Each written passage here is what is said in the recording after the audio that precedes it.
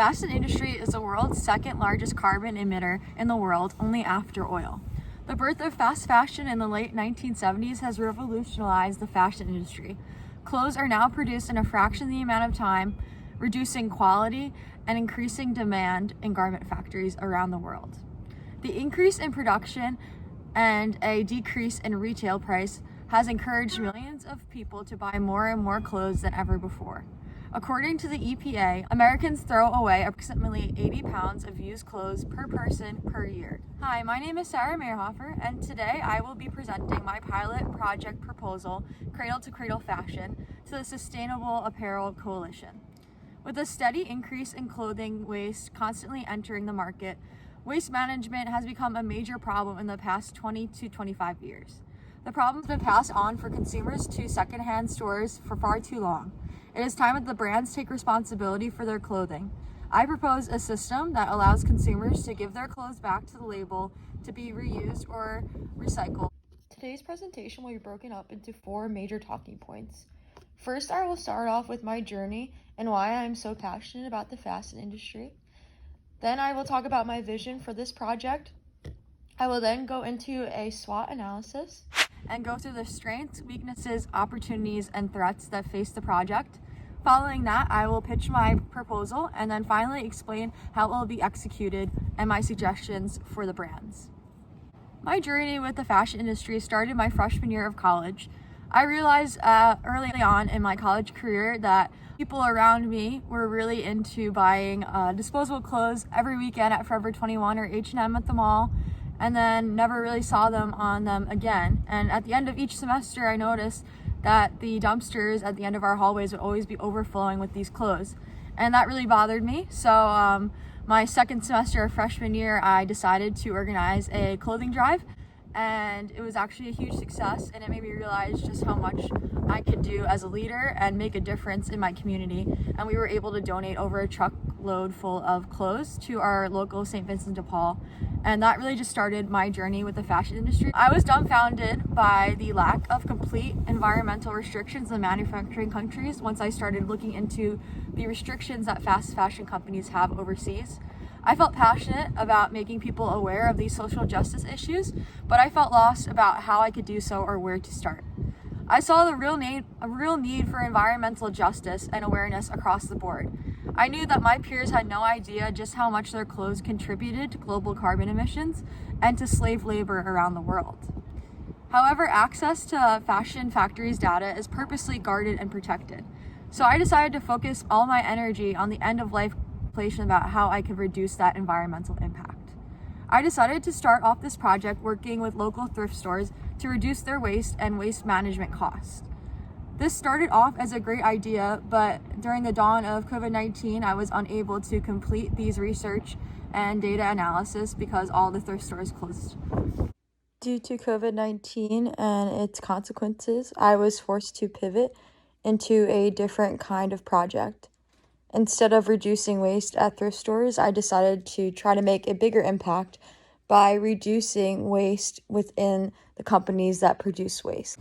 After some mentorship and some more research, I found the Sustainable Apparel Coalition. Apparel Coalition, or SAC, is comprised of over 100 brands from all over the world that represent over 35 countries. From Patagonia to Walmart, which are 2 of the founding members of this coalition, this seemed like the perfect opportunity to work with brands who had made a public statement and agreement to make a more sustainable production and supply chain. Although most of the employees from the SAC were furloughed due to COVID-19 and it was hard to get in touch with them, I found a way to incorporate their brands into a pilot project proposal. I first started with a proposal that included textile upcycling, recycling, reusing, and donating. But after some contemplation and some reviewing with a mentor, I decided to just continue with a proposal that included textile upcycling. The vision for my pilot project proposal is to create an effective, efficient, and sustainable refurbishment system for SAC brand members. The system will allow consumers to sell their clothes back to the brand or donate them to the store directly. This will be achieved through brand collaboration and mentorship from other SAC members who have experience in the upcycled apparel industry. The system will grow into a mainstream collection system and service for all of the SAC brand members after best practices are developed from this pilot. As a pilot program, it's important to know the risks and benefits of this proposal. The following is a SWOT analysis that reveals the numerous environmental reasons associated with changing the end-of-life cycle and the additional economic benefits of this change. The weaknesses and threats portion discuss a more in-depth understanding of the project's impacts due to the COVID-19 crisis. Textile upcycling is not new to all brands. Patagonia, Eileen Fisher, REI all have their own renewed line that has been very successful over the past few years. As a member of the Sustainable Apparel Coalition and a founder of the coalition, Patagonia is willing to work with those partner brands that want to do good for the environment. One of the most significant strengths of this project is the partnership between brands. Over 100 brand members who have committed to sustainability. This is a huge strength because it shows a willingness to work together and to share ideas to make a more sustainable future. The Sustainable Apparel Coalition is a tremendous resource to the brands and the leaders of this label. Another big strength that this project has is working with Patagonia, a company that has a successful history with refurbished clothes. Patagonia's Reno warehouse has the largest garment repair facility in North America. It has an archive of nearly every fabric and trim that has ever been used for this company. Some of the larger stores have the ability to also do minor repairs. Patagonia facility did more than 40,000 individual repairs in 2015 alone. There's truly an endless amount of opportunities that come with this program.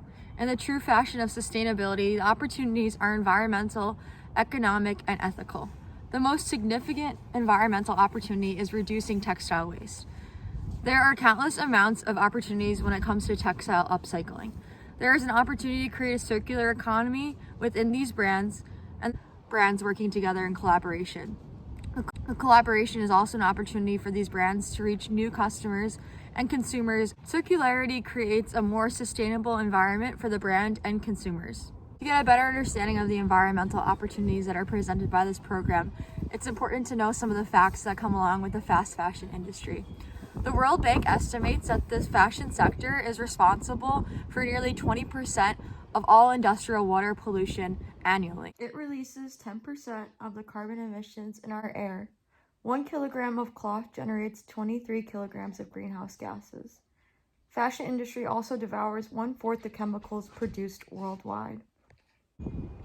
The creation of one cotton t-shirt, just like this one, requires 1/3 of a pound of lab concocted fertilizers and 25.3 kilowatts of energy. And the World Wildlife Fund has stated that it can take up to 2,700 liters of water to grow one cotton t-shirt. More than 100 billion items of clothing produced each year. 20% of those go unsold. Shredded, burned, or incinerated, as the popular couture company Burberry embarrassingly admitted in 2018. This is an opportunity to use those textiles instead of wasting.